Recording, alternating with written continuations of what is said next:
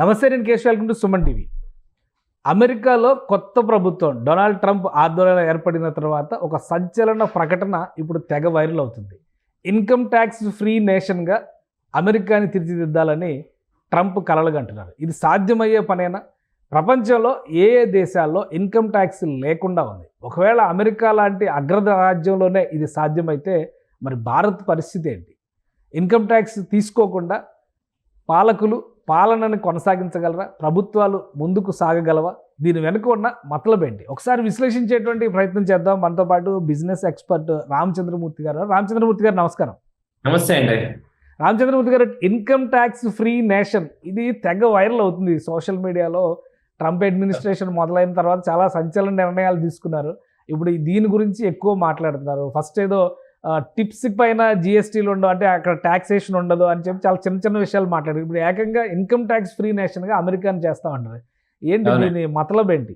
ఇప్పుడు ప్రెసెంట్ అసలు యుఎస్ లో ట్యాక్స్ స్లాబ్స్ చూసుకుంటే సార్, ఇప్పుడు ప్రెసెంట్ 10% నుంచి హైయెస్ట్ అయితే 37% వరకు ఉన్నాయి.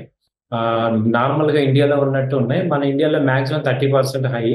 ఇక్కడ ఏంటంటే ఈవెన్ 37% హై బ్రాకెట్ కూడా ఉంది. అయితే వీళ్ళు అనేది ఏంటంటే ఈ యుఎస్ ఎలక్షన్స్ లో ఈసారి డొనాల్డ్ ట్రంప్ మేజర్ గా వచ్చింది ఏంటంటే అమెరికా ఫస్ట్ అనే నినాదంతో ఆయన వచ్చారు. అంటే ఏదైనా కానీ అమెరికా వాళ్ళకి ఫస్ట్ అనే ఇంపార్టెన్స్, దానికి తగ్గట్టుగా ఆయన ఎఫర్ట్స్ పెడుతున్నారు. అలాగే ఒక పక్క యుద్ధం తగ్గించేయాలి, వార్ని తగ్గించేస్తున్నారు. దాని రకంగా ఆయన చర్యలు చేపట్టారు.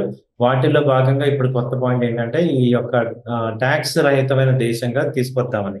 అయితే ఇది పాసిబిలిటీ ఉందా లేదా అంటే ఒక్కసారి మనం అసలు గవర్నమెంట్ ఎలా రన్ చేస్తుంది అనేది అర్థం చేసుకోవాలి. ఇప్పుడు గవర్నమెంట్ మెయిన్ రన్ చేయాలంటే డబ్బులు కావాలి కదా. డబ్బులు కావాలంటే సోర్సెస్ ఏమున్నాయి అని చూసుకుంటే ఏంటంటే ఎర్నింగ్ పీపుల్ నుంచి ట్యాక్స్ కలెక్ట్ చేస్తున్నారు. ఎదురు బిజినెస్ కానీ లేకపోతే శాలరీ పీపుల్. ఇదే కదా ఏ కంట్రీలో అయినా ఒక గవర్నమెంట్ రన్ అవ్వాలంటే వాళ్ళకి డబ్బులు ఎక్కడి నుంచి తీసుకొస్తారు? ఆ దేశ పౌరుల నుంచే డబ్బులు తీసుకుంటారు. అయితే ఇప్పుడు మీరు ట్యాక్సెస్ ఎంప్లాయీస్ దగ్గర నుంచి కట్ చేస్తున్నామంటే మరి ఆ కాంట్రిబ్యూషన్ అమౌంట్ వేరే చోట నుంచి రావాలి, అంతే కదా. అప్పుడు కానీ ఈ అమౌంట్ మరి గవర్నమెంట్ కి కంపల్సరీ పేమెంట్స్ ఉంటాయి. గవర్నమెంట్ ఫంక్షన్ చేయడానికి ఎక్స్పెండిచర్ విపరీతంగా ఉంటుంది, అదైతే తగ్గదు కదా. సో ఈయన బిజినెస్ మ్యాన్ కాబట్టి ఈయన ఏం చేస్తున్నారంటే ఇటు సైడ్ తగ్గించి ఇంకొక సైడ్ తీసుకోవాలి. ఓకే, అంటే అంతే తప్ప గవర్నమెంట్ కంప్లీట్ గా వేవ్ చేసి ఇవాళ ఎక్స్పోర్ట్ అమెరికాకి సడన్ గా అంత అమౌంట్ ఎక్కడి నుంచి వస్తుంది కంట్రీకి వచ్చే పరిస్థితి. పై జేబులోంచి తీసుకుంటే కింద జేబులోంచి తీసుకుంటారు, అంతే తేడా. అంతే, అదే ఇండైరెక్ట్ వే. మనకి ఫ్రీ 1+1 ఆఫర్ ఎలా ఇస్తున్నాము, అదే వాళ్ళు ఏమన్నా నిజంగా 1+1 ఇచ్చేస్తారా? ఇప్పుడు అదేంటంటే సమ్ ప్రీవియస్ సేల్స్ అవ్వనని చెప్పి ఇక్కడ మనకి సేల్స్ చేస్తారు. సో ఇవన్నీ మన ఇండియాలో చాలా చూసాము. ఇప్పుడు మనకి బట్టల పండగ అప్పుడు చూడండి, బట్టలు 1+1 ఆఫర్ అంటారు. అవి ఎప్పుడు ఓల్డ్ స్టాక్ క్లియరింగ్ స్కేల్ ఈ టైప్ లోనే ఇది తప్ప ఇదేమి కంప్లీట్ గా మనం ఈ ట్యాక్స్ అంతా కూడా తీసేస్తే వేరే చోట నుంచి ఎక్కడి నుంచి వస్తాయంటే వాళ్ళు ఏం చేస్తున్నారు, ఇప్పుడు సెస్ ట్యాక్స్ వేస్తారు అనమాట. ఏ బ్యాంక్ ట్రాన్సాక్షన్ కానీ ఏ పర్చేజ్ చేసినా కానీ 5% ట్రాన్సాక్షన్ ఛార్జెస్ అని తీసుకుంటారు. ఓకే. సో కానీ ఒక డౌట్ ఇప్పుడు అమెరికాలో ఆయన ట్రంప్ చేస్తున్నటువంటి ఆర్గ్యుమెంట్స్ ప్రకారం చూస్తే 1913 వరకు అమెరికా చాలా స్ట్రాంగెస్ట్ ఎకానమీగా ఉంది. లోకల్ అమెరికన్స్ ఎప్పుడు కూడా ట్యాక్సెస్ పే చేయలేదు. అలానే ఇంపోర్ట్ డ్యూటీలు పెంచుకోవడం ద్వారా మేము దీన్ని రీఎంబర్స్ చేసుకుంటాము. కాబట్టి నేటివ్ అమెరికన్స్ పైన, ఎవరైతే అమెరికన్ సిటిజన్స్ అవుతారో వాళ్ళపైన ఈ ప్రెషర్ ఉండదు అన్నారు. సో అలాగా గతంలో ఎక్కడైనా ఎకానమీ నడిచిన దాఖలాలు ఉన్నాయా? నడుస్తుందా? నడవడానికి అవకాశం ఉందా ఇప్పుడున్న ఈ జనాభా విస్ఫోటం నేపథ్యంలో చూస్తే? ఇప్పుడు present Dubai tax free country sir. UAE Dubai ఆ ట్యాక్స్ ఫ్రీ కంట్రీ. వాళ్ళు ఏంటంటే ఇప్పుడు ఎంతైనా సంపాదించుకోండి, డైరెక్ట్ ట్యాక్స్ ఏం లేదు. అయితే ఎవ్రీ గూడ్స్ కానీ పర్చేజ్ కానీ ఏది తీసుకున్నా 5% ట్రాన్సాక్షన్ ట్యాక్స్ ఉంటుంది. ఓకే, ఆ అమౌంట్ అంతా గవర్నమెంట్ కి వెళ్తుంది. ఆ అమౌంట్ తో వాళ్ళు రన్ చేస్తారు. అయితే ఇప్పుడు దుబాయ్కి అడ్వాంటేజ్ ఏంటంటే న్యాచురల్ రిసోర్స్ చాలా ఎక్కువ ఉన్నాయి. ఓకే, దాంతో మనం వేరే కంట్రీని కంపేర్ చేయాలి. అందులో పాపులేషన్ తక్కువ, కంట్రీ సైజ్ తక్కువ. అది జస్ట్ లైక్ ఒక చిన్న మన స్టేట్ లాంటిది, బట్ ఇంత లాట్ ఆఫ్ రిసోర్సెస్ ఉన్నాయి. అయితే మనం యుఎస్ ని కంపేర్ చేసుకుంటే యుఎస్ లో ఇప్పుడు ఆయన ఈ మోడల్ అక్కడ పెడదామని చూస్తున్నారు. అయితే ఇదే జరుగుతుంది. ఆయన ఏంటంటే ఈ డైరెక్ట్ ట్యాక్సెస్ తీసేసి బ్యాంక్ ట్రాన్సాక్షన్ ఛార్జెస్ పెట్టుకుంటే ఏ ట్రాన్సాక్షన్ జరిగినా 5% గవర్నమెంట్కి అనుకున్నాం అనుకోండి, ఇంకా ట్యాక్స్ ఎందుకు? ఓకే. సేమ్ ఇప్పుడు కూడా అప్లై చేయొచ్చు.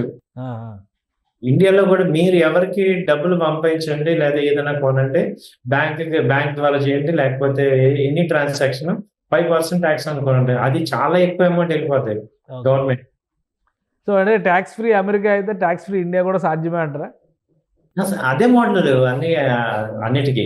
అయితే అదేంటంటే న్యాచురల్ గా చూస్తే ఏమవుతుందంటే ఒక 1 year 2 years తర్వాత కనుక చూస్తే దాన్ని ఎవరు కూడా ఒప్పుకోరు అనమాట.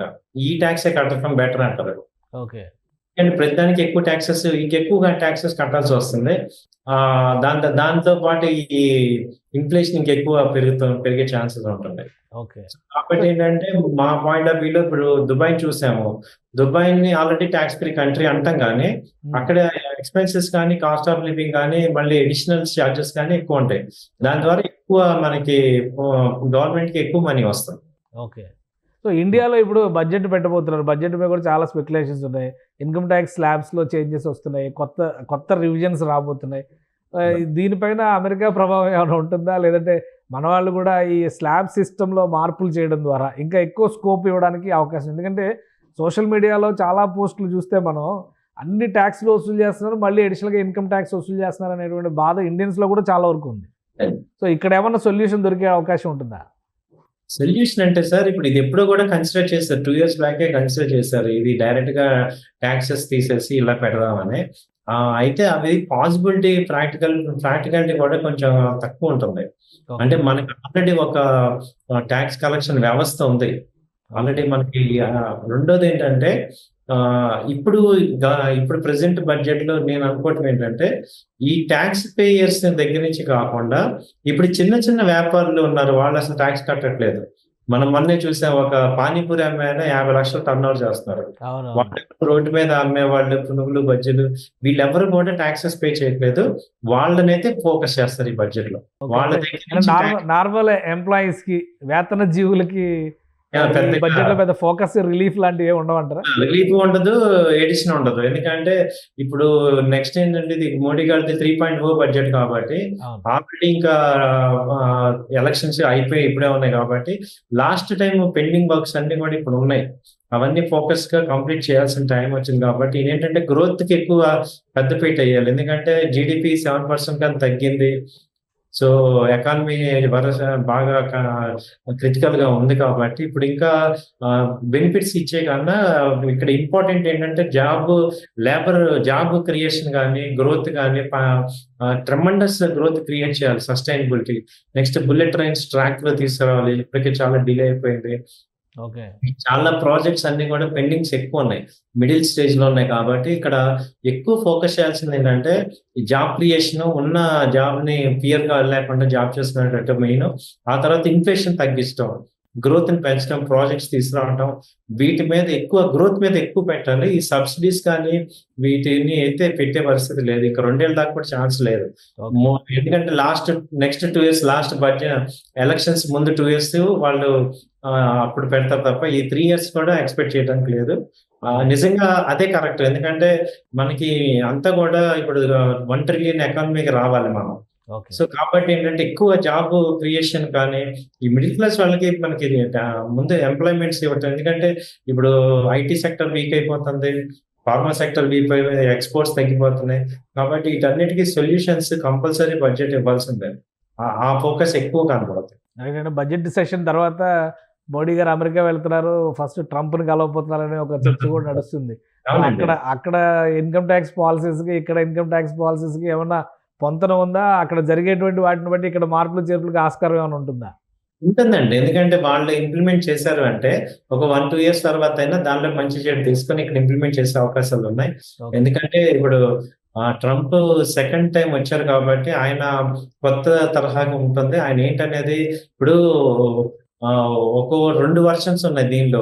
ఇప్పుడు ఒక 6 నెలలు మాట్లాడేసి ఆ తర్వాత కామౌట్ అనేది ఒక పాలసీ, నిలబట్టం అనేది ఇంకోటి. ఇది అంతా మనకు తెలియాలంటే ఒక 6 months అయితే కానీ ఒరిజినాలిటీ రాదు ఆ పాలసీలు ఇవన్నీ కూడా. ఇప్పుడు ఆర్డర్ సైన్ చేయటం వేరు, దాన్ని ఇంప్లిమెంట్ చేయటం వేరు. రైట్. సో ఆయన కూడా ఏంటంటే పెద్ద బిజినెస్ మ్యాన్, మార్కెటింగ్ మ్యాన్. కాబట్టి ఆయన ఏంటంటే ఫస్ట్ ఆ ఇంప్రెషన్ ని అలా మెయింటైన్ చేస్తున్నారు, కానీ అన్ని చేస్తారని అయితే పాసిబిలిటీ జరగాలని చూడాలంటే ఒక 6 మంత్స్ వెయిట్ చేయాలి. రైట్. So right. ఇప్పుడు ఏం జరగవు. రైట్. థ్యాంక్ యూ రామచంద్రమూర్తి గారు, మీ అభిప్రాయాలు తెలియజేసినందుకు. ఇది డొనాల్డ్ ట్రంప్ తీసుకున్నటువంటి ట్యాక్స్ ఫ్రీ విధానంలో కొన్ని మతలబులు ఉన్నాయి. ట్యాక్స్‌ని రిలీఫ్ చేస్తూ మరోవైపు నుంచి సెస్‌ల రూపంలో వసూళ్లు మాత్రం ప్రభుత్వాలు వదిలిపెట్టేటువంటి అవకాశాలు ఉండవు. ఎందుకంటే పాలనా వ్యవస్థ నడవాలంటే ఆర్థిక ఇంధనం అత్యవసరం అని చెప్పని రామచంద్రమూర్తి గారు చెప్తున్నారు. అలానే భారతదేశంలో ఈసారి బడ్జెట్‌లో పెద్దగా రిలీఫ్ వచ్చే అవకాశం వేతన జీవులకు లేకపోయినా కానీ అమెరికాలో అమలు చేయబోయేటువంటి ఆర్థిక సంస్కరణలు, ముఖ్యంగా టాక్సేషన్ పాలసీ రిఫార్మ్స్ ప్రభావం భారతదేశం పైన కూడా ఉండడానికి అవకాశం ఉంటుందని ఆయన విశ్లేషిస్తున్నారు. ఇది స్పెషల్ డిస్కషన్. Keep watching.